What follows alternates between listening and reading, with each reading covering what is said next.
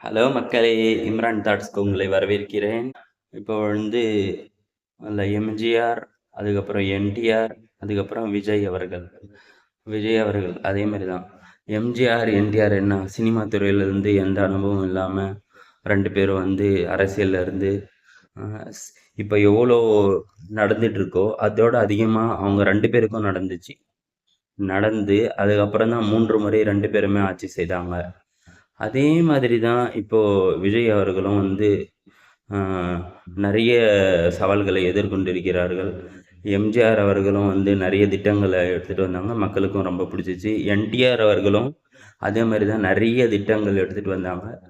அவருக்கும் அதே மாதிரி தான் நடந்துச்சு. பொறுத்திருந்து தான் பார்க்கணும் மக்களே! விஜய் அவர்களுக்கும் என்ன நடக்குதுன்னு சொல்லி பார்க்கலாம். அத பற்றி விரிவாக பேசணும்னா கமெண்ட்ஸ்ல சொல்லுங்க. லைக் பண்ணுங்க, ஷேர் பண்ணுங்க, கமெண்ட்ஸ் பண்ணுங்க. பாய்.